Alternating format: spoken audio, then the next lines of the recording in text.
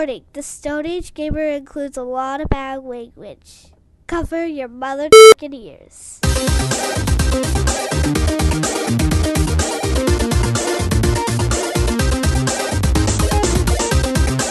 Good evening and welcome to episode 186 of the Stone Age Gamer podcast for the week of January 26th, 2018. I am Kris Randazzo, and joining me tonight is shirtless Rambo clone Dan Ryan.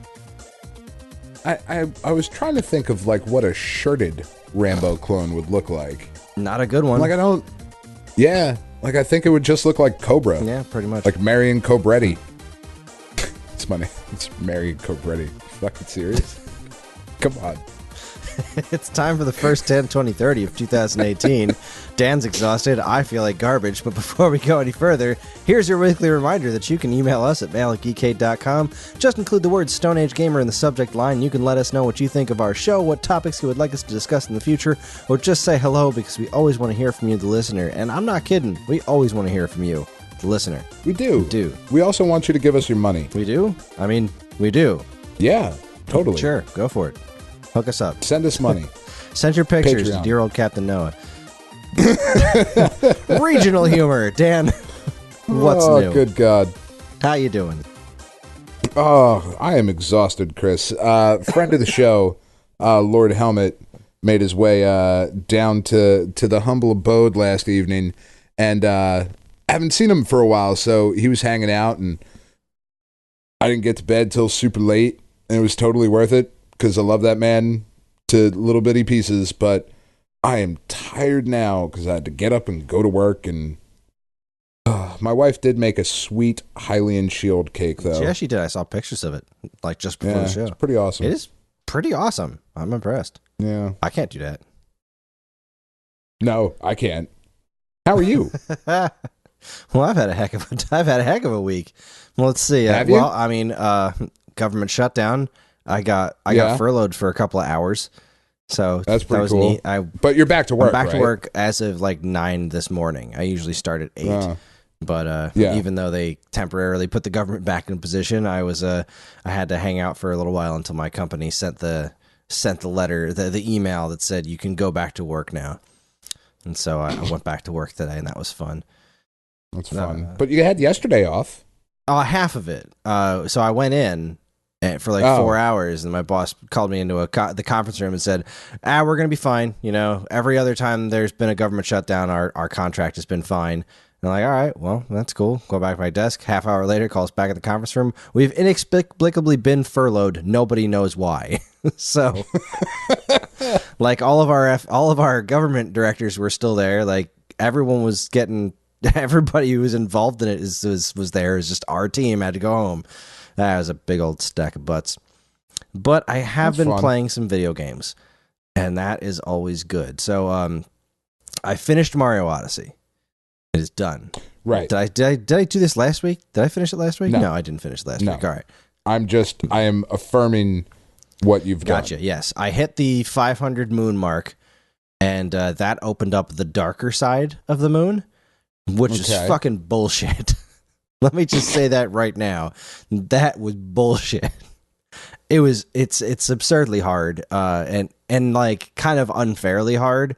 It might have just been because I was tired and I was staying up late to finish it, because I was like, all right, I just got to finish this.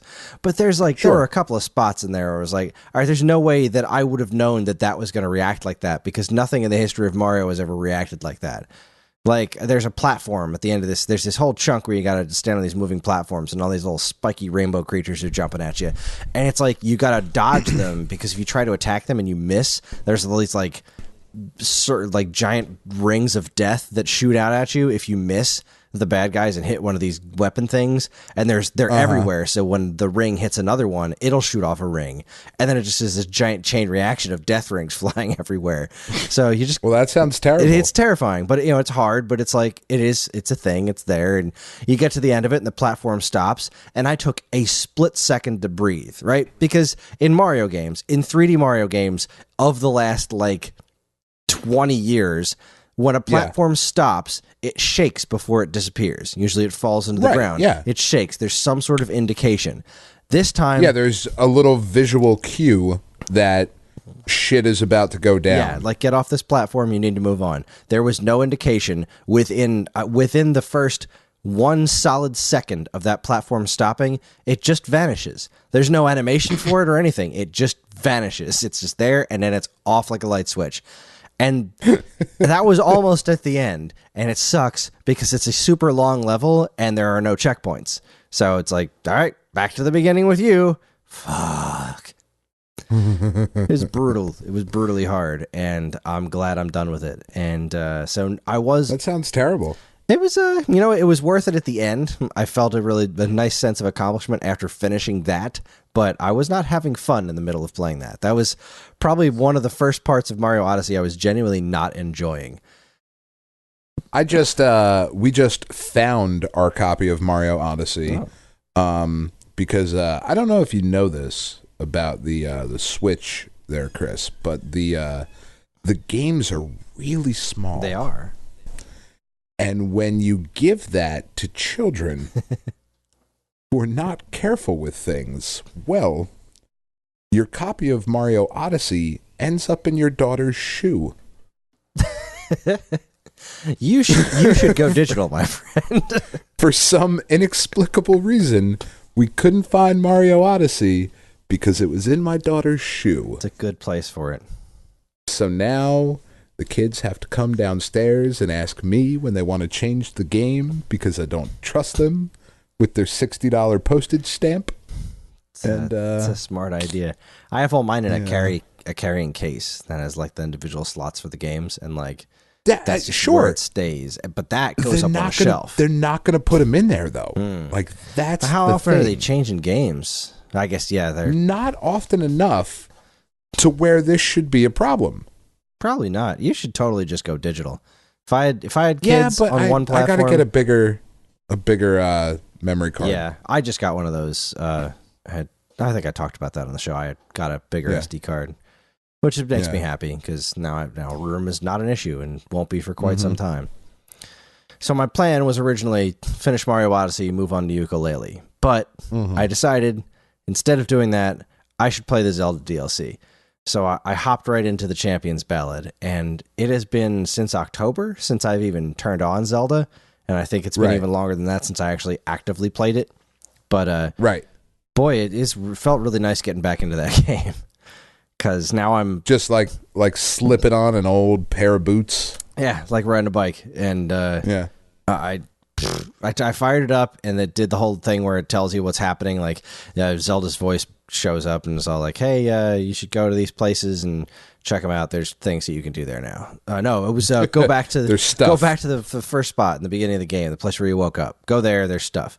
And so before I did that, I noticed that there was a guardian in the distance. Now, I remember when I started this game, I was terrified of guardians. Yes, you were. But now I have the Master Sword, and I'm not impressed by guardians anymore. And so I decided, let's see if I still got it. I went right up to him. I did a nice parry shot, zapped his laser right back in his eyeball, ran over to him, took all of his legs, killed him. Felt really good. Took all of his legs. Yeah, it's what's great about Guardians is once you get bold enough to just go up to them, you can just start chopping their legs off, and they hate that.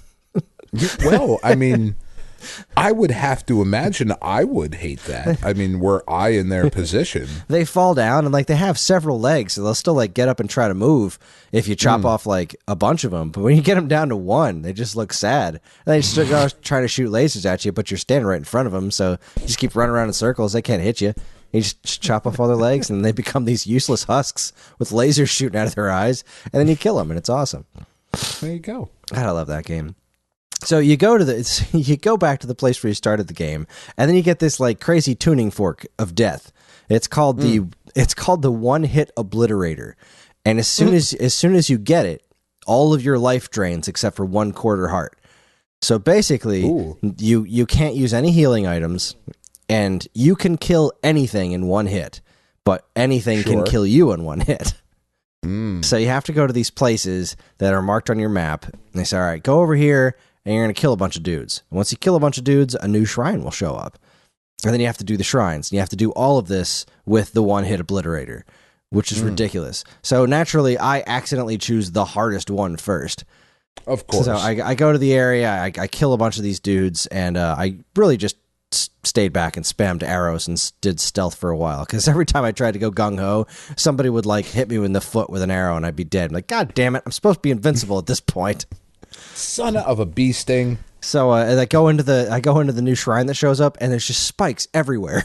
It's just walls, ceilings, blocks are falling on you with spikes, and spikes as far as the eyes can see. And you got to move through with surgical precision, because if you so much as brush up against them, you're fucking dead.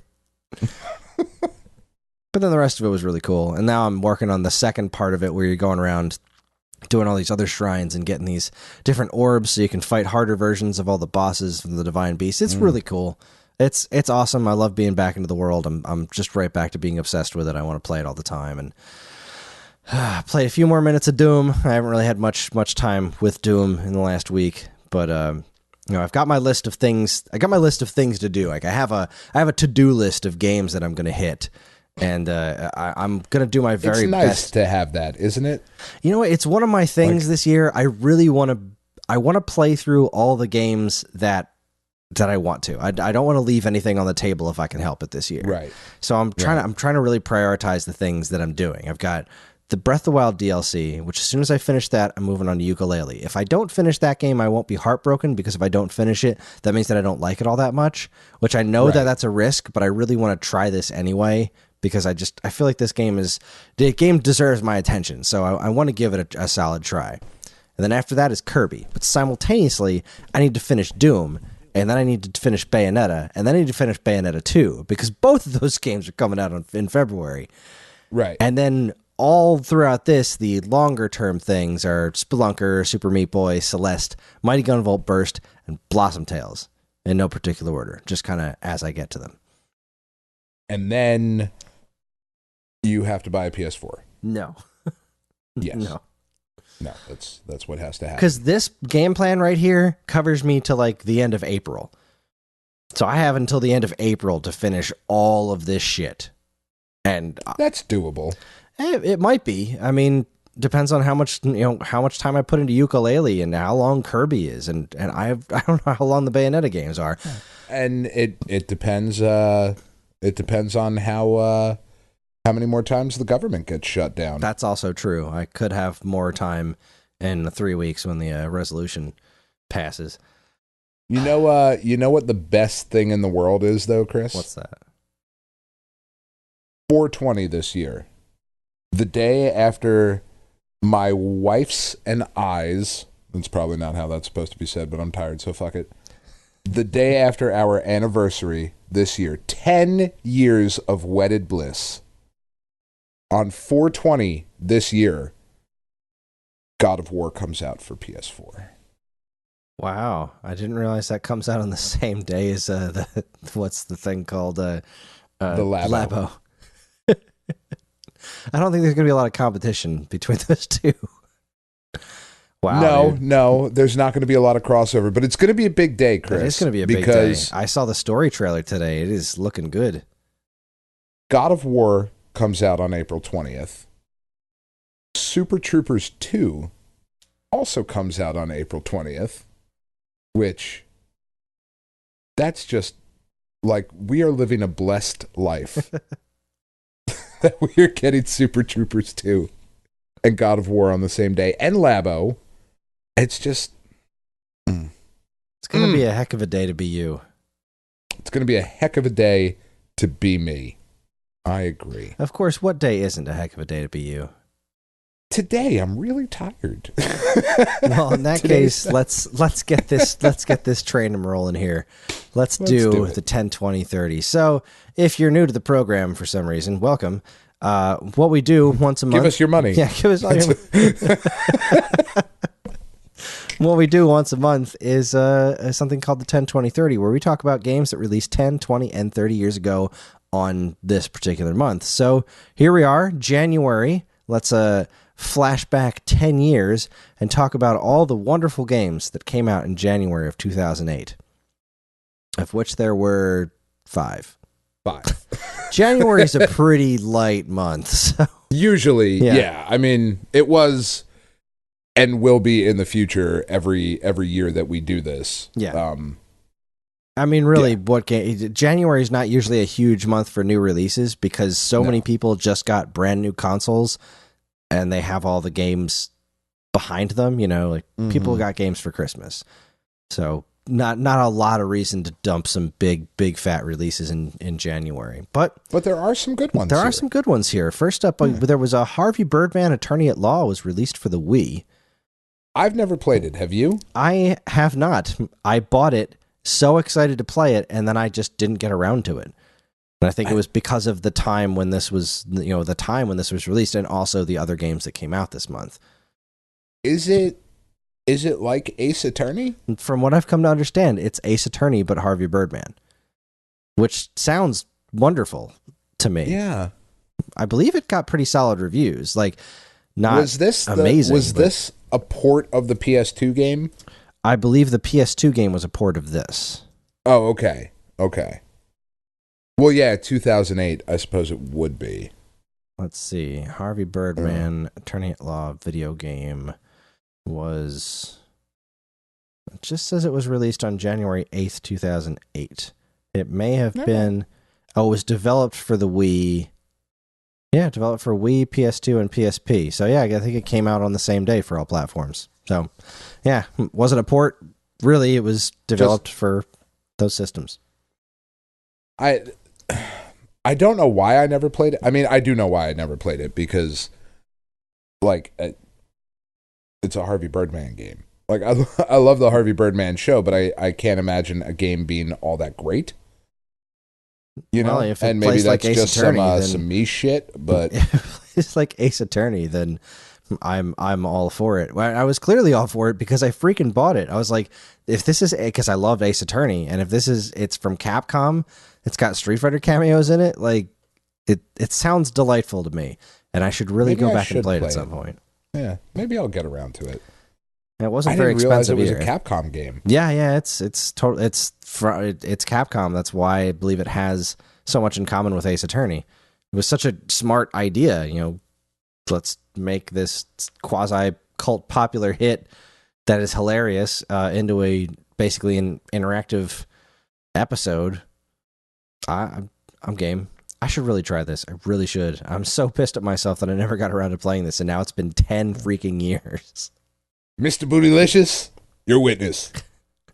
Mentalk, the mind taker. I mean, the cover art is fantastic. Jeez. I'll make you teensy. I'll make you fun size. I adored this show. I really do. Oh my God, this show is fantastic. It is beyond wonderful. Blue Falcon, the episodes with him are fantastic. The oh God, what fucking the Dr. Bannon, Race Bannon. Yeah. I taught the kids bases ball. Funny. It's you know what? Anyway. And this right here, the reason I never play this is why I'm trying to adhere to this strict schedule this year because I don't want stuff like this comes out and we miss it. Yeah, and it just slips through the cracks. Even though I went out and bought it, it is sitting in my garage right now. I should add this to the list of things to play this year. All right, let's do it at the pain in the ass-a-thon this year. That would be awesome. I'm down. All right, sold. One game in. One game All in. right. All right. Next game on our list today is Burnout Paradise for PlayStation 3 and Xbox 360. I freaking love this game. I adore Burnout Paradise. Burnout Paradise is wonderful. Is this the one I was just playing recently? This is, I believe, getting a re-release. Am I crazy in thinking that? No, I don't think you are. Some flavor of Burnout is getting a re-release, and I think it is Paradise. I'm pretty sure it's this one. This is the one where you could download the DeLorean and the Ecto 1, right?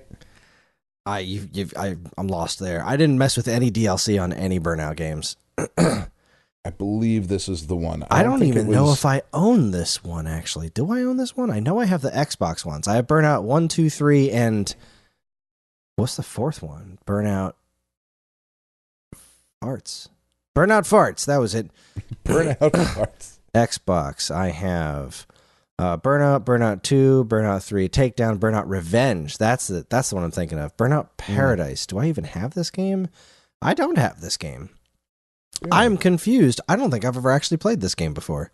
This one has motorcycles. Yeah, no, I've never played this one before. Okay, yeah, it's more Burnout, which there's nothing wrong with that.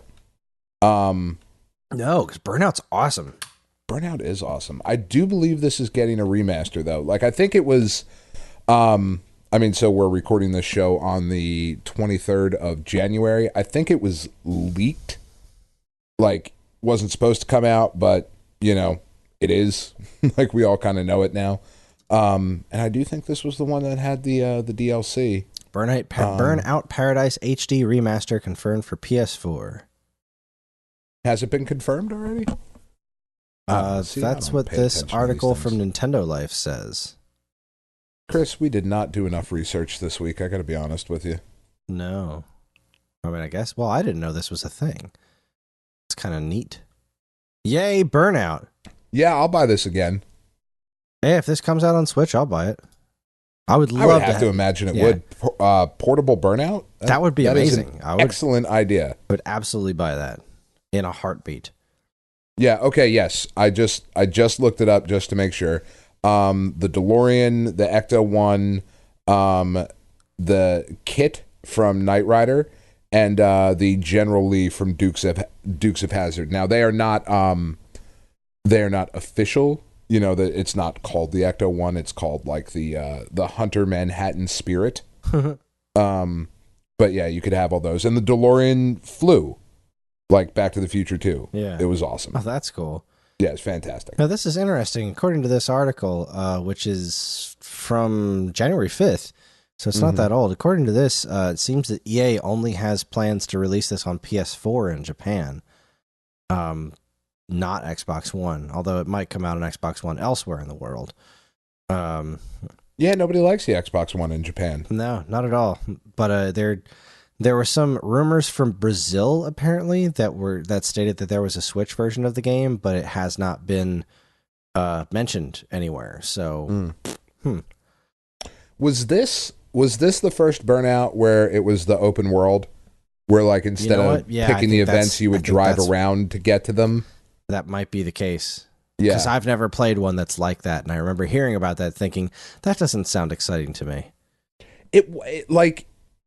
It sounded, in theory, it sounded way worse than it actually was. You were like literally seconds away from an event. You know what I mean? Like you just like, oh, there's one around the corner. Like it didn't take a while to get to them. It was like finding fares in Crazy Taxi. Yeah, no, like it was super, super easy. Like, and every now and again you'd be like, oh, well, I want to do this race, and then I want to do this race, and they're at the other side of the map. But it's Burnout, so it takes you a minute and a half to get there, and it has good music, and you're still driving. Like the game is still fun on your way there. Yeah, well, this game's awesome. Yeah, well, yay, Burnout! I love Burnout. Fingers crossed for a Switch port. Let's see. No More Heroes came out for the Wii, and this is probably why I didn't play Harvey Birdman. Probably because I had to play No More Heroes. No More Heroes is such a weird game. It really is. It was one of the few instances where I really enjoyed the weird shit they did with the Wii Remote. Because the motion controls were smart. Because they weren't like waggle, waggle, waggle to fight. It was all traditional buttons to fight. And then finishing moves were like, now swipe down and it'll slice the guy in half this way. Yeah. Like, that's smart. That's how you do that shit. Don't rely an entire game of combat on waggle. That's not fun. No, and the thing with the phone using the speaker and the Wii Remote, and you have to hold the Wii Remote up to your ear like a phone to hear what the character is saying. That was cool. Clever as hell. Yeah, this game's not flawless. Like it's not a masterpiece of game design, but it's a masterpiece of weirdness, and it is very fun when it works. Yeah, that's the problem is that it doesn't work nearly as much as we all want it to. Yeah, like it's a far more broken game than we tend to review it as. Yeah, because it's got this giant, stagnant, desolate open world that you travel around in, going from place to place. But the thing is that it's just so damn cool. Travis Touchdown is a ridiculous character, and he runs around with a lightsaber he bought off of eBay. And like the bosses are insane. There's like masturbation jokes all over the place. It's hyper violent. and it looks cool. It's got great art direction. And this eventually got remastered on PS3 and 360, right? Yeah. Yeah, I believe this even had like move controls put in for the PS3 version. Yeah. It is very cool. It is a very cool game, and I was really happy when it came out, and I loved playing it. I never finished it because, I guess I didn't really finish anything back in 2008. But no. I would, I would love to see this 1 and 2 get ported over to Switch to give them another try because, well, the third one, the sort of third one spin-off thing is coming, and we're both excited about that. So right. I'm glad Travis Touchdown's sticking around.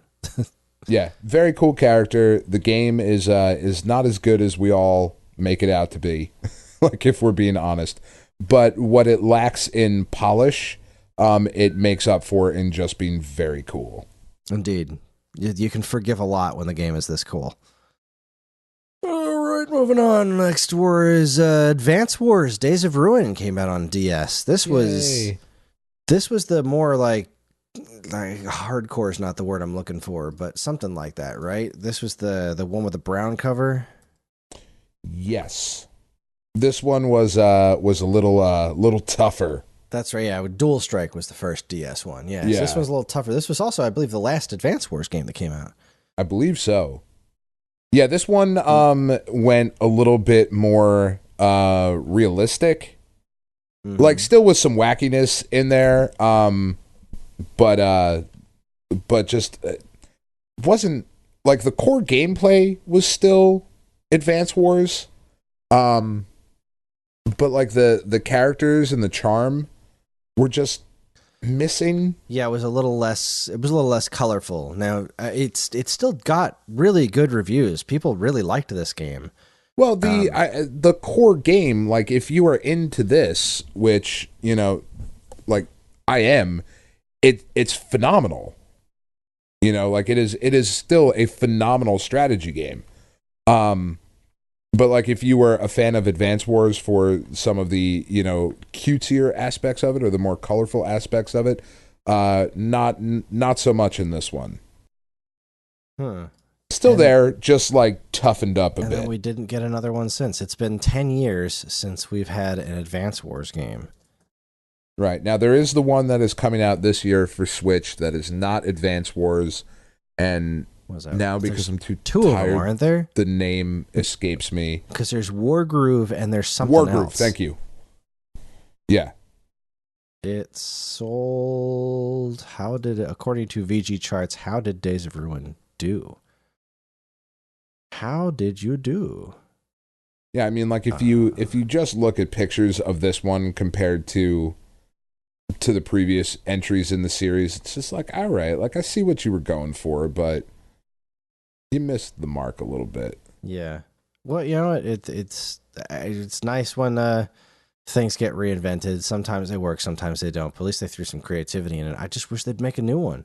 I really do too. Like I want more of. There's definitely a contingent of people out there that want more Advance Wars. Oh, I would love it. Would absolutely love it. A lot of people that want, there's a lot of people that are playing Fire Emblem and they're spamming that franchise, which, I guess I get it because it took off. Like now it's one of their biggest franchises, but you should leverage some of that business into making a new Advance Wars and see if you can get that to catch on the way it should. Yeah, for real. Like it is, some of my favorite gaming memories are playing Advance Wars against Tiff. Like, and we would just hand the system back and forth to each other, playing against each other, like with the fog of war and all that stuff on, so you couldn't see your opponent's like troops and what. It's just a really fun game, a really, really good game. I would love to have more. I hope Wargroove is a worthy successor to it. It's got all the positive buzz in the world. I got my fingers crossed for you because there's a lot of folks that have that same hopes, that have those same hopes because, people want more Advance Wars, dadgummit. And Fire Emblem just ain't the same. It's just not. It really isn't. I've tried. I really have. Yeah, But- Fire Emblem is not for me either. I No. recognize that it is excellent. It's Sure. not for me. Sure. Yeah. And I don't have much to say about this last one. I don't know if you do either, but it's worth mentioning that Disgaea 3: Absence of Justice came out for PlayStation 3 in January of 2008. Yeah, so one of our listeners, Rob Metzger 1 on Twitter, said that he was listening to the show and heard us talking about like the Final Fantasy Tactics games, and had asked me if I'd ever played the Disgaea games. And he said he's playing through Disgaea 5 complete right now on the Switch, and it's pretty good. I think Disgaea 3 was the last one I played. Oh.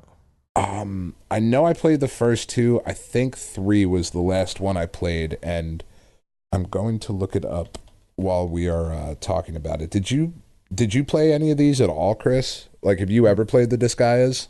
I have only played a few minutes of the demo of the one on Switch, the 5 complete, and it did not grab me. I got a friend of mine, Mauricio, is really, really into this series and really wants me to play it, but it just doesn't. It has yet to grab me. So, again, it's something that I recognize as super cool. I like watching it. Like, I really like watching people play this game. Like, I'll watch a YouTube video of somebody playing Disgaea, and I find it fascinating. But for some reason, when it comes to me playing it, it just doesn't really do it for me. So, nothing personal against it. Just, I guess it's just another one of those things that's not for me.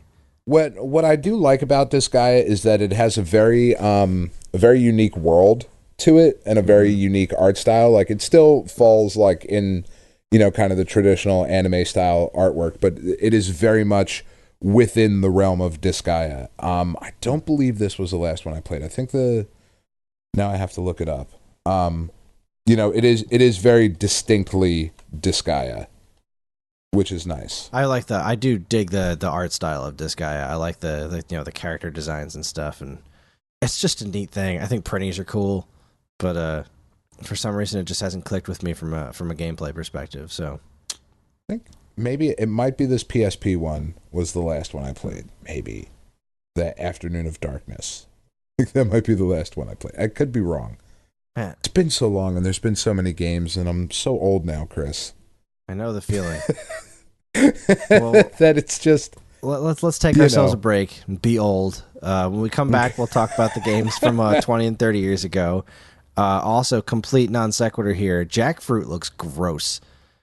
Just a video of somebody like peeling jackfruit on show on my Facebook page, and I want to throw up all over it. It looks so disgusting.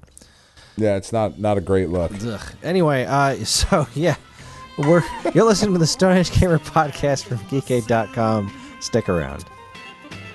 Who is the cat with the beak? Do you really want to feel him? Harvey Attorney, habeas corpus, Marvy Attorney, Harvey Birdman, attorney at law. And now here's a look at some of the other original content available right now at geekade.com. First up, there have been a lot of Mega Man games over the There years. sure have been. There certainly have been. You got that And, right. I'm a real Don Quixote of Donkey Dookie. Consequently, a lot of Mega Man weapons.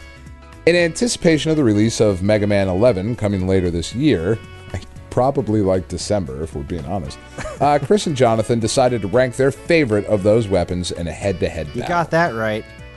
And just because there are so many... No, nothing for that You one. got Okay. that right. As a special I'm a real bonus Don for you- Quixote of Donkey Dookie. As a special bonus for you, they expanded each of their lists to include the top 11 weapons in Mega Man's history. For Mega Man 11, get it? You see what they did there? Because 11? You got that right. Stranger Things. Don't miss Geekade Top 10 Mega Man weapons. This one goes to 11. Can I tell you what I would have put at number 1? What would you put at number 1? Wood Shield. Wood shield? Wood shield. You mean leaf shield? Leaf shield. Fuck, I'm Son of tired. a bitch. Leaf shield. Why? You know I would have put leaf shield number one? Because Jonathan's least favorite weapon? Probably. Just to be a dick. Because it's so useful. Like, there's no other weapon in the game that is more functional in a stage than leaf shield. Please explain. When you're going up around those platforms, it is the only thing. What platforms? The fucking thing. When you're going up around the deal, you're like sitting on the fuck you. I don't know what you're talking about. I never used leaf shield in that game except for to fight Airman himself. Really? Because every time you move, it shoots. And you're like, all right, well, no, I know, but like sit still and there's leaves floating around me. That's great, but I'm not getting anywhere. Yeah, no, there's the one stage with the platforms and you go up all around. I forget what fucking stage it is now. No, I probably would have put Metal Blade. That's what I put. I figured. What Jonathan put? Pharaoh shot. Wrong. Respectable, but wrong. It's all about Metal Blade. It really is. It's all about Metal Blade and unreleased Syphil and Ollie Season 3 references. Mm-hmm. You got that right. You got that right. What are you a little donkey of? Of Donkey Dookie. Donkey Dookie. Then, in an all-new Before Their Time, Trish introduces us to the musical answer to Small Town Ennui. For a short time, Jesus H. Christ and the Four Hornsmen of the Apocalypse, which is the greatest band name ever, who is everything you ever knew you never knew you needed to hear to express all your dissatisfaction with the trappings of suburban life, packed into one excellent 8-piece band. Alas, they have all but disappeared, leaving their outstanding 2008 album as their legacy. Check out what makes this band boy, I can't talk or read. No. Or write. I didn't write this. This was all of this is terrible. Your family has fucked up these commercials. All of you is terrible. Check out what makes this the band we all need today and why we should all be sad they're no longer around. And Before Their Time, Jesus H. Christ and the Four Hornsmen of the Apocalypse. That is a really great band name. You got that right. It's like my second favorite new band name behind Nathaniel Ratcliffe and the Night Sweats. That's just so good. It's pretty good.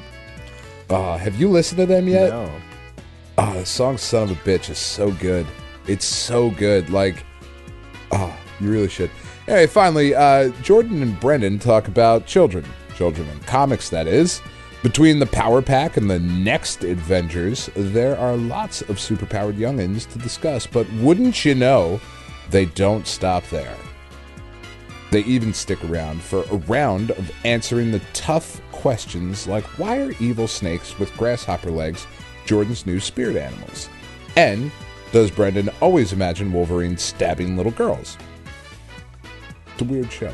Be sure to tune in to Nonstop Comic Shop, episode 14, Kids Are Alright. You can catch all this great stuff plus tons of other articles, videos, podcasts, and more right now at geekade.com.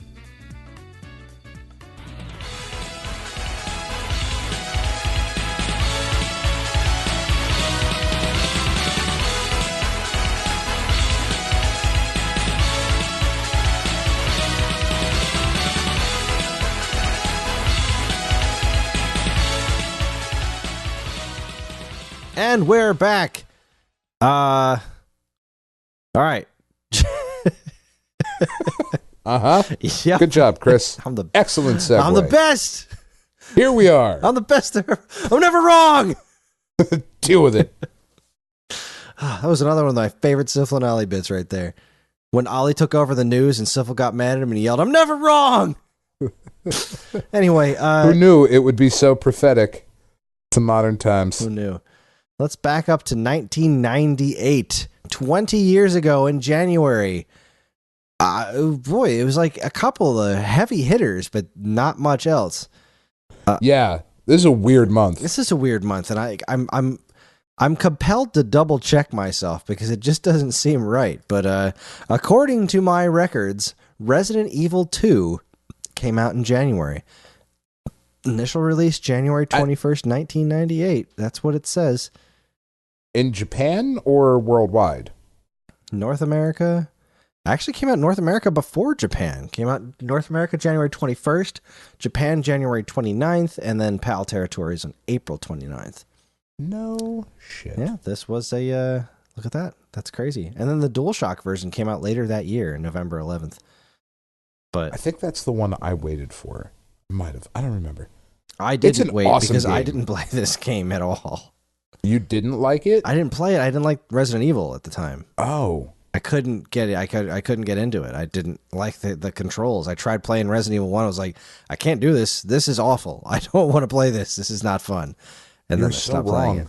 I am wrong. Like you're suppose just so in wrong. retrospect, I suppose I am wrong.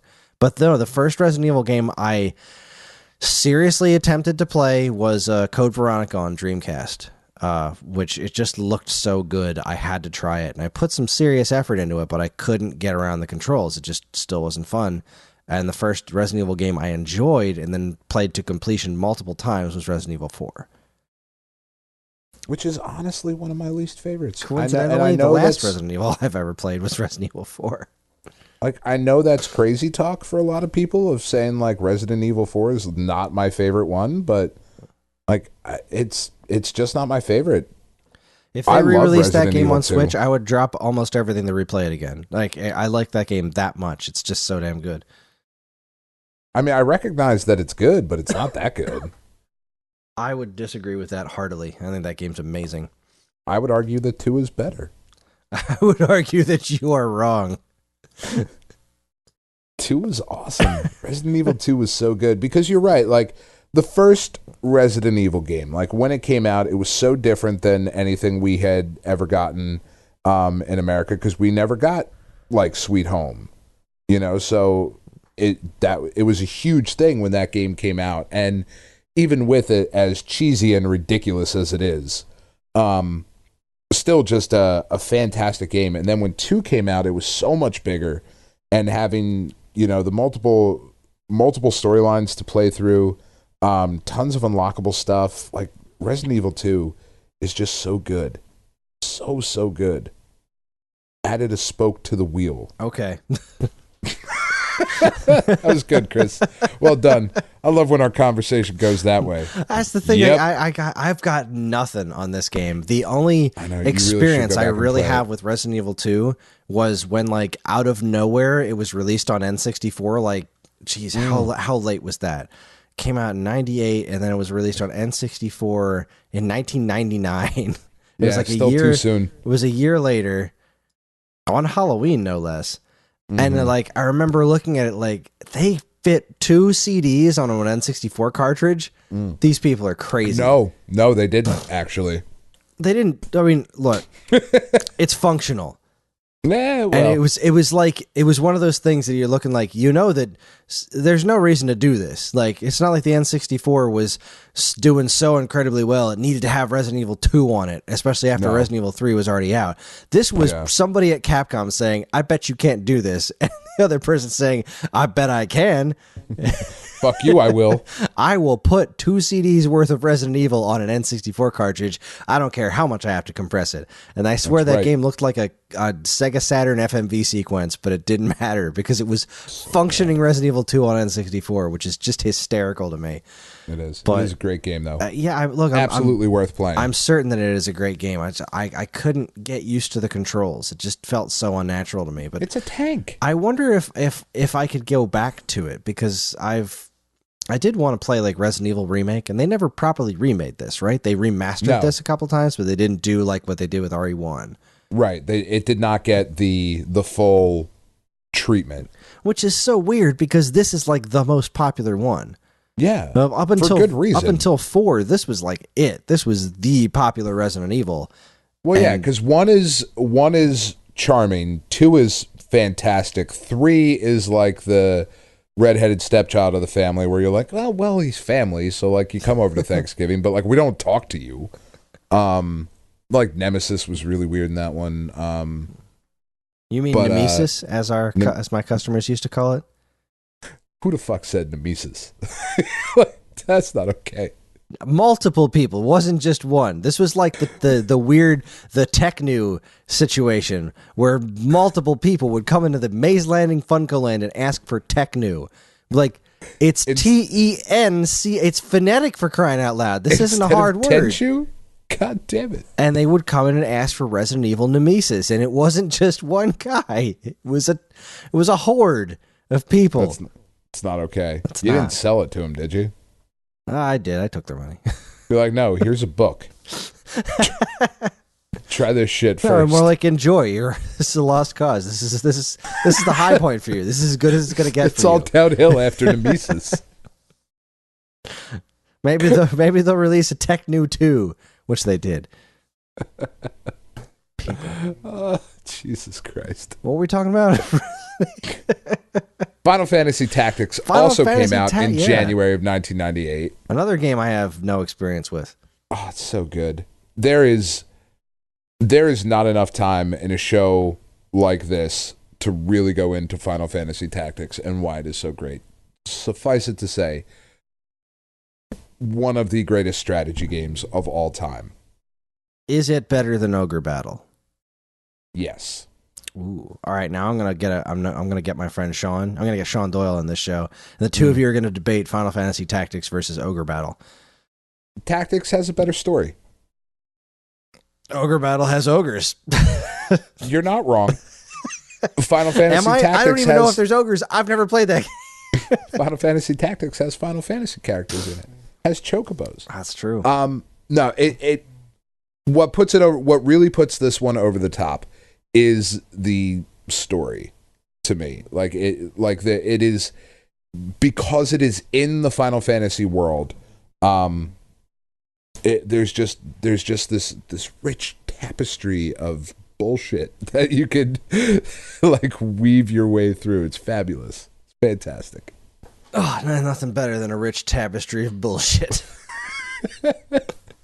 I'm so tired, Chris. I'm so sorry. Me too. Usually I would have way more interesting and enlightening You usually have things the to best say. words, Dan. I usually do have the best words, but right now the president is right. He has the best words. I don't have them currently. Oh, it's a good thing his button is so big, jackass. The last game we're going to talk about from 1998 is easily my favorite one on this short list. Is Marvel vs. Capcom Clash of Superheroes. Came out in arcades in January of 1998, and this game is awesome.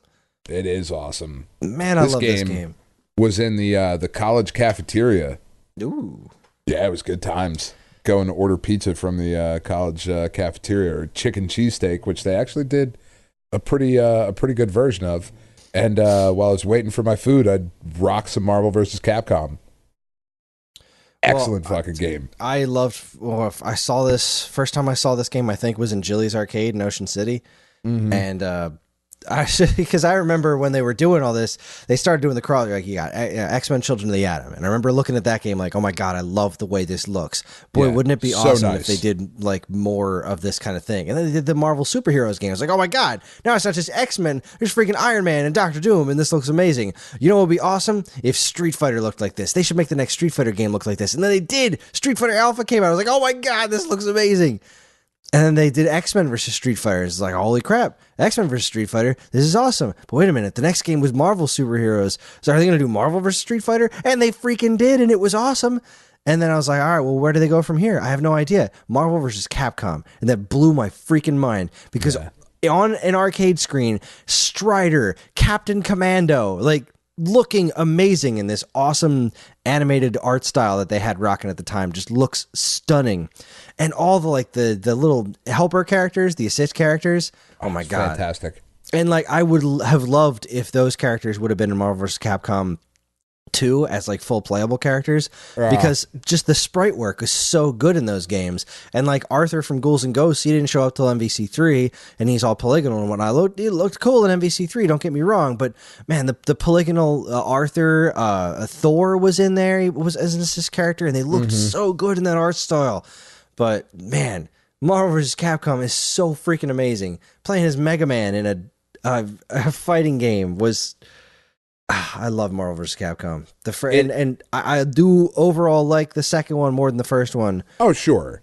But this one was just so like, I mean, because You're right. Like, you saw the X-Men fighting game, and you were like, oh, this Children of the Atom game is pretty sweet, man. And then, like, Marvel's superheroes, and you're like, oh, the Infinity Stones are in this. This is pretty cool. True. Like, Spider-Man. Stones, you're right. Spider-Man moves really cool in this game. Like, this is the coolest Spider-Man has ever been in a video game. This is awesome. Fucking Blackheart's in here, and that's fucking... Or no, that might have been not until Marvel vs. Capcom, but whatever. Like, this shit's pretty fucking cool. Like, and it's just a really fun game. And then Street Fighter Alpha's coming out, and then X-Men versus Street Fighter. But even with all of that happening, it was always one of those, like, man, it'd be cool if, but without the thought of this being a possibility. And then when you get Marvel versus Capcom, it's just so mind-blowing that these two universes could somehow exist together and it work. Like, no, it didn't feel weird that Ryu and Iron Man were fighting each other. It just, Capcom was so good at this point. They managed to make it work in a way that, like, when you play Mortal Kombat versus DC, like, nobody beats Superman. This game is stupid. Like, at the end of the day, this is dumb.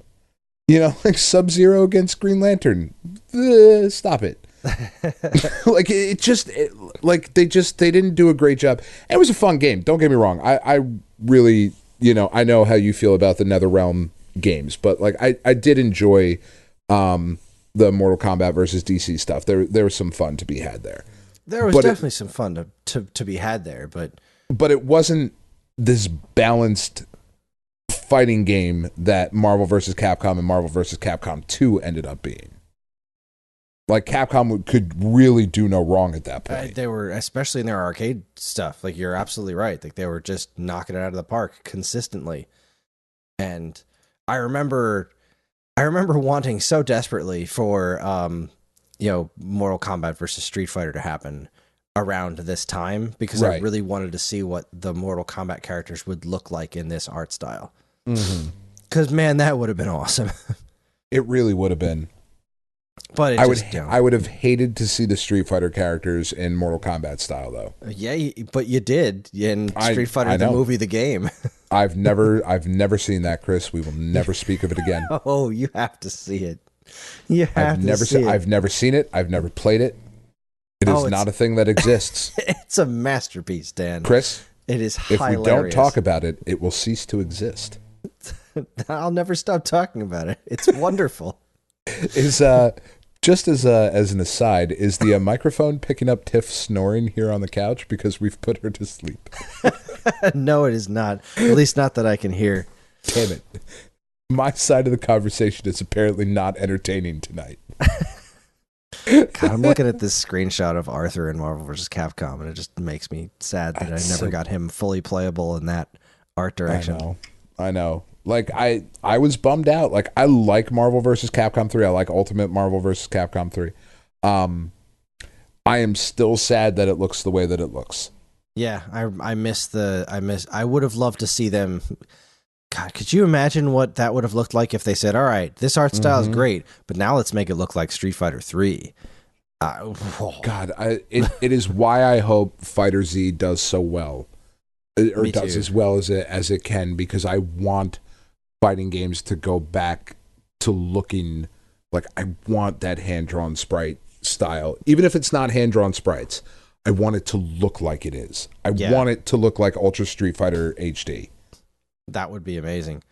Nothing, and I don't want to disparage Street Fighter 4, because I think Street Fighter 4 had a really great art style. Street Fighter 5 we've talked about doesn't scratch our itches. All right, let's hop back into the Wayback Machine here and do these in reverse order. That's the way I have them written. Yeah. January 1988. We got Karnov for the Nintendo Entertainment System, which sucks. Dan and we did over the summer. We talked about it in case you missed it. We hate this game. Yeah. It's terrible. Didn't know I hated it this much, but in retrospect, it's a pile of garbage. It really is. I want to like this game because Karnov is an awesome character. This is just a fantastic idea. It's cool design, cool powers, cool levels. Like, everything about the game should work, and it doesn't. Which is why Way Forward needs to remake this game. Yeah, WayForward doing no. Oh yeah, WayForward should remake it. I Or would love maybe to Inti see Creates. Lizard Cube from the folks who did Wonder Boy, but they would have to actually fix the game. Oh yeah. No, don't just make it look good. Like actually make it playable. Yeah, that would be cool. He's so fat. Why does he fall so slow? I'm not a sizist, Chris. You know this about me, but there is room in this world for a badass Karnov. Really Somebody make it happen. Fucking Russian carny who gets fucking fire breath and wings. Make it's it happen. Demon, kind of. Wanting to punch a dinosaur in the face. Right? There's really good ideas in this game. Karnov versus Altered Beast crossover. Yes. It'd be amazing. Make it happen. Karnov, Altered Beast, Battletoads, and Double Dragon. All together, Battle Royale versus the Ninja Turtles. It's just... Data East made some awesome games, but they also made some utter dog shit. We should do a whole Data East episode. We should do a Data East episode. That's a great idea. Like, Data East is one of those companies that some of the younger members of our audience, like, they probably haven't played the RoboCop game that Data East made, and that's a shame. They may not have played Bad Dudes. That's terrible. As is Bad Dudes. No, Bad Dudes is awesome. Like the first half of Bad Dudes is pretty great. Me and my buddy Brian, we were playing in the we beat Bad Dudes in the arcade. Halfway through, we're just like, can we stop now? This is terrible. This is no longer fun. It was so much fun for like the first 3 levels. They were like, wow, this is awful. There's just nothing going on here. This is brutal. All right, next up is a game I know almost nothing about, so I'm going to defer to you, sir. Tell us about China Warrior for TurboGrafx 16. China Warrior for the TurboGrafx 16 is a side-scroller. It's sort of in like a spiritual successor to Kung Fu on the NES, but way bigger sprites and it was just quicker. But it's just a side-scrolling Kung Fu game. I mean, there's really not much to it. There's not much more depth than that. I remember really loving it when I was a kid because, like, it was one of those things that the TurboGrafx was able to do well was to put really big characters on the screen. Yeah. And this one really, really took advantage of that. But, like, it looked good. It looked cool. For the time, like it's not one of those games that has aged very well, but it looked cool for the time. It played well, you know, the characters controlled well, like with your limited move set and whatever. It's a pretty basic game, though. You know, much in the same way that Kung Fu is. And do you mean Kung Fu Master? Yeah. Okay. Because no, you mean Karate Champ, not Kung Fu. Because I'm looking at this right now. I'm looking at a YouTube playthrough of it right now, and it's like a one-on-one fighter. And slow as hell, like Karate Champ. No, that's the boss fight. Oh, that's the boss fight? Yeah. There's stages in this? Oh my god, there are stages in this. Oh wow, yeah, I see what you're talking about. Yeah, this is very Kung Fu. Yeah, oh my god, like the sprite is a quarter the size of the screen. Oh yeah, he's huge. This is absolutely absurd. I thought it was awesome. I thought it was so cool. And he's totally Bruce Lee. He's 100% Bruce Lee, but like he moved cool, like he looked good, you know. Like you just kicking the shit out of monks and moths while you're walking around. Like it's like punching sticks and fireballs at the moment. Like who's throwing these sticks at him? Everybody. Yeah, it is bees. This is great. It is entirely Kung Fu up until you get to the boss, and then it becomes like just kind of like Karate Champ, but still kind of like Kung Fu. Yeah, I dug it. I thought it was awesome. This is crazy. I should play this game. It's fucking fun, man.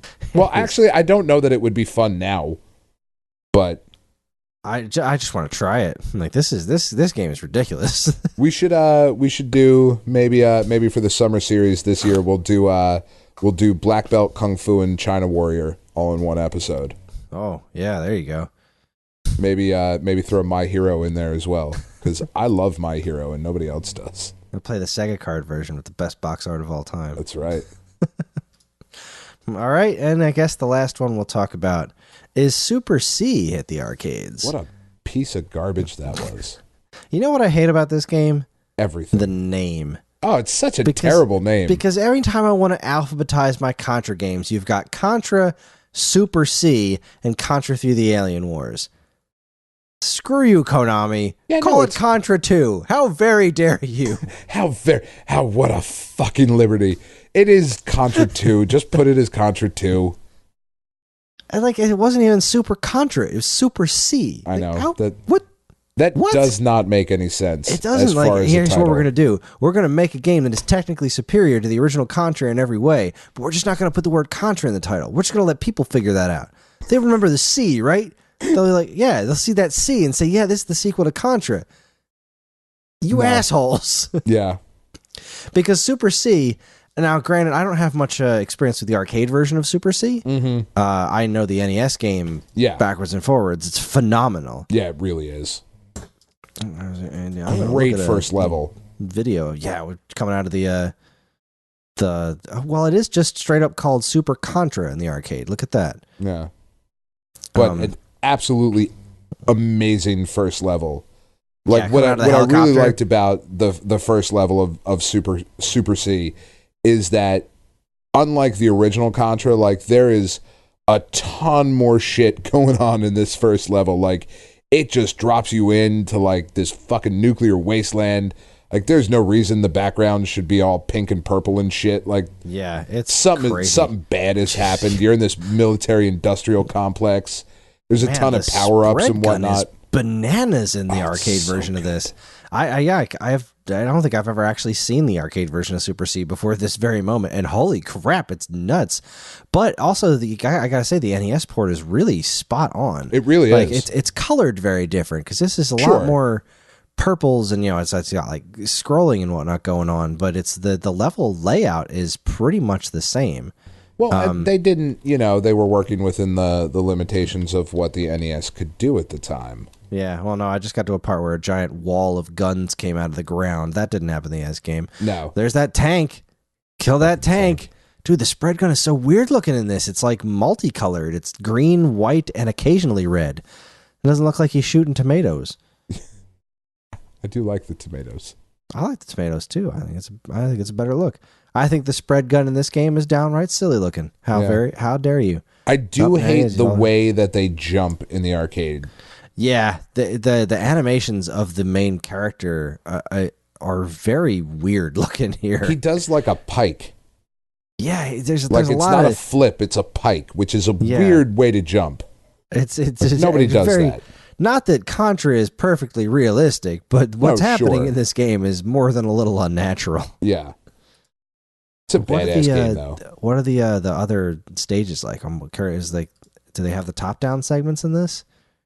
What is stage? Yes, they do. Yeah, look at that. They do. Mm-hmm. I really liked this, too. I thought the top-down segments were great, and they were a very welcome change from the over-the-shoulder levels, which were like a neat idea, but really in practice, they're not great. No. In the original Contra. They worked a lot better in the arcade. There's a reason Commando is such a badass game on the NES. Oh. And like, oh god, what was the TurboGrafx 16 one? It wasn't Ninja Scroll? Ninja Scroll. It might not be TurboGrafx 16. No, I might be losing my mind here.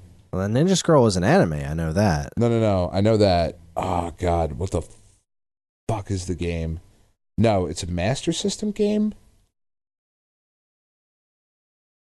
God, I think I put it on my top 10 list. This is how tired I am. Well, let's see. Let's look at your top 10 list. Ninja Spirit? Ninja Spirit, thank you. Aha. God damn it. Why did I say Ninja Scroll? Now I gotta go watch Ninja Scroll. What does Ninja Spirit look like? But like Ninja Spirit, or no, just the Ninja, the Sega Master System game, not Ninja Spirit. Oh, okay, yeah, because I'm looking at Ninja Spirit. I'm losing my mind. Ninja Spirit, like totally different thing. Yeah. That's more like Ninja Gaiden. Anyway, yeah, no, the Ninja on the Master System is like Commando, in that like top-down view, but instead of a soldier, you're a ninja, and it was awesome. I was unfamiliar with this. Yeah, this game looks crazy. Oh, it's so good. I love this game. This is how I know I'm tired, though. Like, I can't even remember the stuff that I like anymore. Well, I mean, not for nothing. It's not like this game has a generic name like The Ninja. I've never played any other ninja games after this one either, so this one's obviously very easy to remember. Well, there was also the let's not forget Ninja Shadow of Darkness for PlayStation, as opposed to like all those Shadows of Light. What do you mean Shadow of Darkness? That's what a shadow is, jackass. It's really dumb. Oh goodness. Yeah, we should do a whole ninja thing for the summer series as well. Oh yeah, like I'm scrolling through a video now. There was like these this weird segment where like you're running through a village, and these kunoichis would like jump from behind buildings at you. It's nuts. This game's awesome. Great box art too. Everything actually, of this kind of Master System box art, the one with like that looks like a toddler drew the artwork and it's on the white so graph paper. Like this one ain't so bad, you know. It's like before they want to sell it.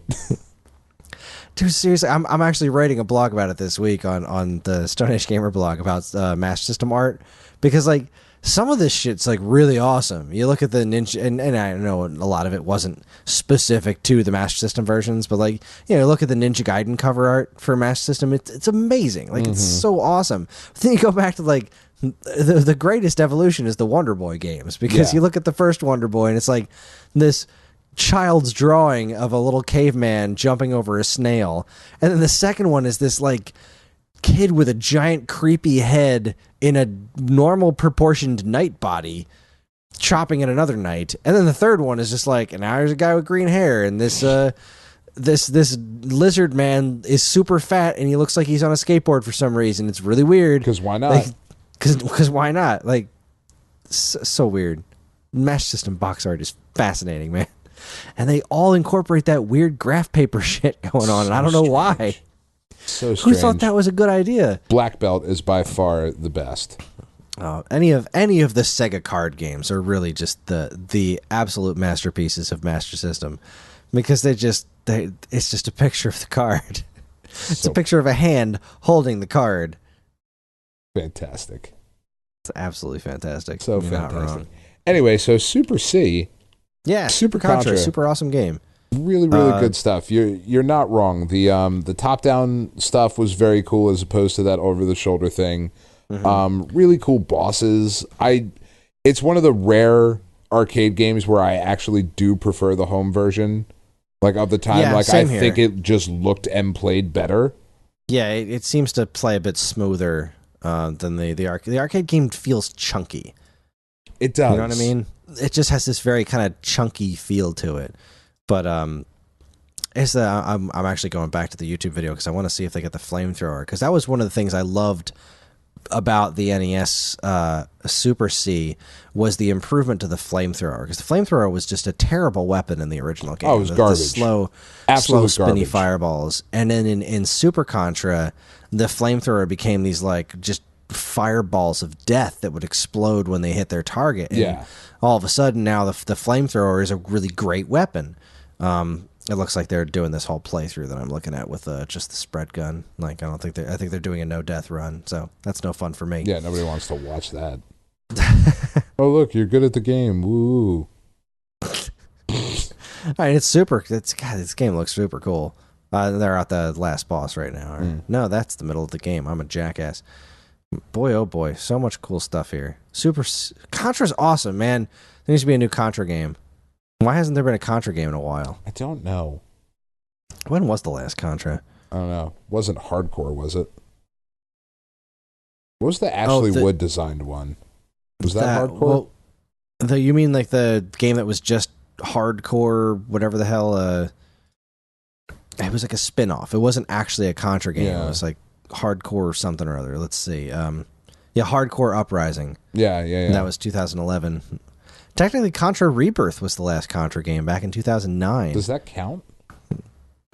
Yeah, it was a brand new Contra game. It was just only on WiiWare. Ugh, And then before that was Contra 4, which was so goddamn good. it really is good. Contra 4 was awesome. That needs to be ported to a home console somehow. Yeah. With the giant vertical screen. They can make it work somehow. Make it happen. That game was gorgeous and amazing. Contra, let's see, there was a cell phone Contra game in 2009. Ugh. Yeah, Hardcore Uprising was an Arc System Works, and it is actually officially a Contra game, even though it doesn't have Contra in the title. Boy, that's weird. That is weird. Whatever. All right. Well, that's it for us. It was a weird episode. That was our this show. week. It was a weird episode. We're both exhausted, but hey, what are you gonna do? All right, that's our show. Thank you for listening. Join us next week as we're going to start our Creators Month. All of February, we're going to be interviewing some of our favorite video game-related creators, starting with author Brett Weiss, who has a Super Nintendo book coming out that actually features Dan and myself in it, as well as many other people that have played Super Nintendo games over the years. Yeah, I really can't wait for those nice residual checks to start coming in off this book. Yeah. All those fat stacks of nothing we're going to get for it. Mm-hmm. Besides fame and fortune, minus the fortune. Once again, you can get in touch with us at mail@geekade.com, as well as all flavors of social media that we inhabit. You can like us on Facebook, find us on Instagram at Geekade, subscribe to our YouTube and Twitch channels for all our latest video content. Follow us on Twitter at @the_Geekade, or find us individually on Twitter. I'm at Geekade Chris, and Dan is at Geekade Dan. If you're interested in more information about anything we discussed tonight, be sure to check out our show notes. And while you're at it, you can also subscribe to this and any of our other wonderful podcasts on iTunes or Stitcher, where if you're super nice, you can leave us a review, because any and all feedback is welcome and appreciated. We'd also like to thank our intrepid editor, Evan, for coming back and editing this show. And in the meantime, thank Dean for editing the show and making it listenable for all you folks. And we'd also like to thank Mark TDK Knight for our show's theme song. You can check him out on SoundCloud and Bandcamp, or his website, which we have a link to in the show notes. Again, always remember to keep your eyes on Geekade.com for even more fresh original content. That is it, everybody. Thank you for listening. On behalf of Dan and myself, keep playing games.